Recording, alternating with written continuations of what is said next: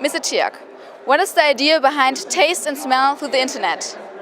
Well, right now we can communicate audio and visual 3D graphics through the internet. It's become very commonplace, but we still can't taste, still can't smell through the internet. But taste and smell are very important senses because they are the two senses which connect to the limbic system of our brain, which is a part of the brain responsible for emotion and memory. So it's very true that a smell can change your mood, or a smell could make you remember some memory. For example, remember your grandmother's cooking. But we're missing this on the internet now. So what we want to do is we want to be able to taste and smell through the internet.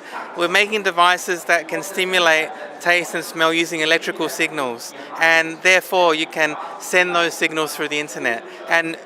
And then we can bypass the chemical stage of taste and smell because we can't send chemicals through the internet. So our lab, we're trying to make new kinds of taste and smell electrical stimulation through the internet. And you also talked about moving from the age of information to the age of experience. And in your research, you're trying to manipulate the senses. And don't you also think that there are some dangers involved in trying to manipulate, and maybe this might even prevent people from actually having experiences in social life? Well, in some way, we already live in a kind of our own virtual reality, an analog virtual reality, because if you could take your brain out and put it into a jar, you can experience nothing. You feel nothing, you see nothing, and you taste and smell nothing. So actually we're already experiencing the world through our sensors, but it's different from, for example, bats. Bats can echolocate, sharks can smell 1 kilometer away, and so we are only experiencing the world, what we think is real, but it's only our human perspective of what is real. So I don't think conceptually it's a very big step to go from analog virtual reality. I think we're already in a kind of analog biological virtual reality to the digital virtual reality. So, and the second thing is that throughout the ages, people love to tell stories. So if you look at the ancient caves, people draw pictures of hunting or whatever. Now people love movies. And now internet, people are going crazy about social media. So those two things, I think, means that it's very positive for us to give people more experiences, expanding their analog experience and going into digital. And don't you think that there are any dangers involved in using technology in order to bring people together, that they might be even prevented from coming together in real life? Yes. So our aim is to make communication with people. So for example, grandmother could be in a different city, and it's better to be able to communicate online than not at all.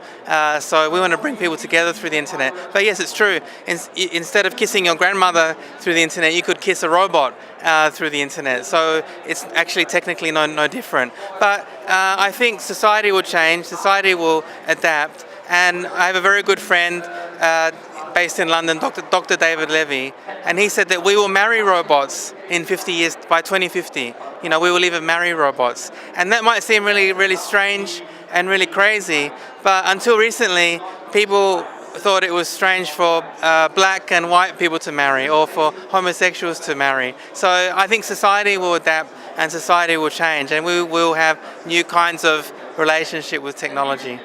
And what potentials do you see for taste and smell through the internet in the near future? What projects do you have you're especially interested in right now?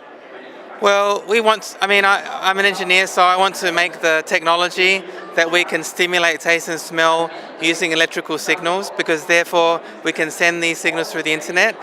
But for the application, we see that a lot of interest, for example, from advertising, because advertising is all about changing people's mood, and smell has a very powerful effect on emotion. So advertising industry is going to be very important. But also there'll be, for example, video games, movies. You can imagine you could have a DVD player with output smell as well as playing the movie. So you can smell what's happening in the movies. I think any kind of storytelling and any kind of communication can be kind of advantage when you have taste and smell together. Just something simple like if your friend is in a different country having dinner together, something simple like that actually can be very beneficial for human happiness. And one last question, do you think it would be useful to introduce any legal boundaries for artificial intelligence or robots in general, or for the internet, in order to protect our society and to, still keep some things just human-like and just social? Well, it's very difficult to. It's very, very difficult to hold back technology. Because we one country could pass a law to ban some technology, but I think there's 230 countries in the world, so there's always somewhere to make something. So it's very, very difficult to stop the pace of technology. So I think the better way is that we should try to shape the technology to be positive. And actually, I think that if you look at all the different stages of human evolution and new kinds of technology, at first a lot of jobs were destroyed, but then a lot of new jobs were created, because I think people are very restless, and if they always want to create new things. So if you look at the top 10 jobs of 2017, most of them weren't even around 20 years ago. They didn't exist. So we've created totally new jobs because of the internet. And the next stage of evolution, AI and robotics. So for example, we might not need lawyers anymore, right? Because robot could be maybe a better lawyer that can remember every single case for the last few hundred years, right? In their brain, and humans can't do that.